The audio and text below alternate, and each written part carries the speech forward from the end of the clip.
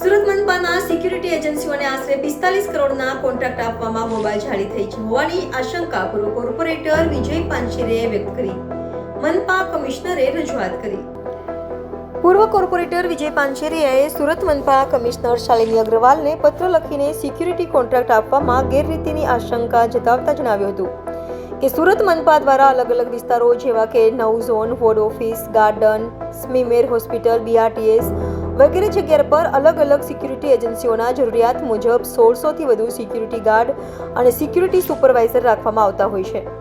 હાલમાં security એજન્સીઓનો contract પૂરો થઈ રહ્યો છે, તેના સંદર્ભમાં નવા સિક્યુરિટી કોન્ટ્રાક્ટ આપવા બાબતે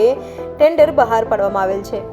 પરંતુ આ સિક્યુરિટી કોન્ટ્રાક્ટ સુરત મહાનગરપાલિકા અધિકારીઓ અને ભાજપ શાસકોની માનીતી સિક્યુરિટી એજન્સીને મળે તે માટે સુરત મહાનગરપાલિકા અધિકારીઓ અને ભાજપ શાસકો દ્વારા તખ્તો તૈયાર કરવામાં આવી રહ્યો હોવાની આશંકા વિજય પાંચેરિયાએ જતાવી હતી। વિજય પાંચેરિયાના મતે ભાજપ શાસકો અને અધિકારીઓ દ્વારા જે રીતે ગેરરીતિઓ કરવામાં આવે છે તેને ટાંકીને જણાવ્યું હતું કે 21 નવેમ્બર 2024ના રોજ ટેન્ડર બહાર પાડ્યા બાદ છેલ્લી ડોક્યુમેન્ટ સબમિશનની તારીખ 5 ડિસેમ્બર 2024 હતી, પરંતુ ડોક્યુમેન્ટ સબમિશનની તારીખ 2 વાર વધારવામાં આવી। પહેલી વાર 19 ડિસેમ્બર 2024 અને બીજી વાર 26 ડિસેમ્બર 2024 ઉપરાંત સુરત મહાનગરપાલિકામાં હાલમાં 10 જેટલી સિક્યુરિટી એજન્સીઓ અલગ અલગ વિસ્તારમાં કામ કરી રહી હોવા છતાં ડોક્યુમેન્ટ સબમિશનની તારીખ 2 વાર વધારવાની જરૂરિયાત શા માટે પડી અને આ સિક્યુરિટી કોન્ટ્રાક્ટરનું રીટેન્ડરિંગ શા માટે ન કરવામાં આવ્યું તેવો વેધક પ્રશ્ન પણ વિજય પાંચેરિયા દ્વારા કમિશનરને પૂછવામાં આવ્યો હતો। વિજય પાંચેરિયાએ વધુમાં જણાવ્યું હતું કે સિક્યુરિટી કોન્ટ્રાક્ટ આપવા બાબતે ડોક્યુમેન્ટ સબમિશનની તારીખ બે વાર વધારવાનું કારણ શું અને કયા સક્ષમ સત્તાધીશની મંજૂરીથી બે વાર ડોક્યુમેન્ટ સબમિશનની તારીખ વધારવામાં આવી। આ તમામ વિગતો દર્શાવે છે કે હાલમાં સિક્યુરિટી કોન્ટ્રાક્ટ આપવા બાબતે સુરત મહાનગરપાલિકા અધિકારીઓ અને ભાજપ શાસકો દ્વારા રિંગ બનાવી પોતાની માનીતી એજન્સીઓને કોન્ટ્રાક્ટ આપવામાં આવે છે।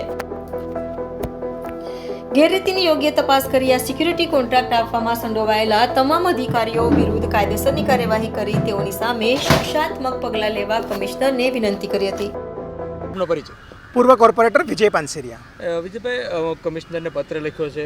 શું લાગે છે તમને ગેરરીતિ? સિક્યુરિટી જે કોન્ટ્રાક્ટ 45 કરોડનો જે સિક્યુરિટી કોન્ટ્રાક્ટ આપવાની જે વાત છે એમાં જે ગેરરીતિ છે એ બાબતે આજરોજ મેં પત્ર લખેલો હતો।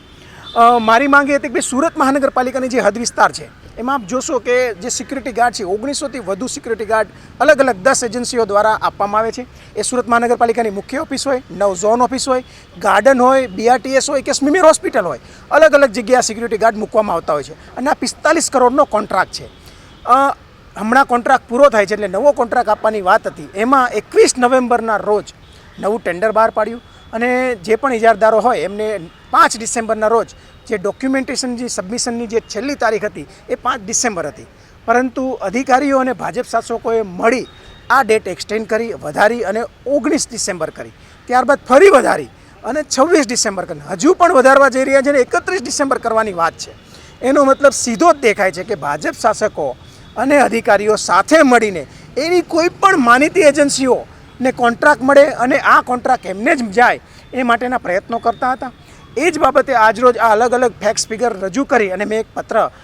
માનનીય મ્યુનિસિપલ કમિશનર્સને લખેલો હતો અને આમાં જે પણ જવાબદાર અધિકારીઓ હોય એમની સામે શિક્ષાત્મક પગલાં લેવાની માંગ કરી હતી અને 7 દિવસમાં મેં અલ્ટિમેશન આપેલું કે ભાઈ મેં લેખિતમાંનો જવાબ આપજો, આપે શું કાર્યવાહી કરી તે, જો આ કાર્યવાહી નહીં કરો તો આ સંદર્ભે મારે માનનીય મુખ્યમંત્રીશ્રીને, શહેરી વિકાસ વિભાગના અગ્ર સચિવશ્રીને અને વિજિલન્સ વિભાગને અલગથી ફરિયાદ કરી અને આપણી વિરુદ્ધ કાર્યવાહી કરવાની માંગ કરવી પડશે। વિજયભાઈ, આખી ઘટના જોવા જાય તો તારીખ પે તારીખ જેવી રમત રમાય છે, શું લાગે છે તમને? જે તમે વાત કરી ને તારીખ પે તારીખ, એ પહેલી જ દિવસ જો 5 ડિસેમ્બરે કોઈ પણ કોન્ટ્રાક્ટ સબમિશન કરવાની છેલ્લી ડેટ હતી તો ત્યારે કરી દેવાની હતી। 5 ડિસેમ્બર પછી 19 ડિસેમ્બર કરી, 19 પછી 26 ડિસેમ્બર, હવે 31 ડિસેમ્બર કરી રહ્યા છે। એનો મતલબ એવો થાય છે કે એનો કોઈ પણ માનીતો કોન્ટ્રાક્ટર આમાં સેટ નહીં થતો હોય, એ સેટ કરવા માટે જ આ તારીખો વધારી રહ્યા છે। કંઈ પણ રીતે એનો માનીતા કોન્ટ્રાક્ટરો આમાં સેટ થાય, આ 45 કરોડનો કોન્ટ્રાક્ટ એમને જ મળે એ માટેનો ક્રાઇટેરિયા બનાવ્યો, એટલે જ મારી આ લેખિતમાં ફરિયાદ માનનીય મ્યુનિસિપલ કમિશનરને કરવામાં આવી।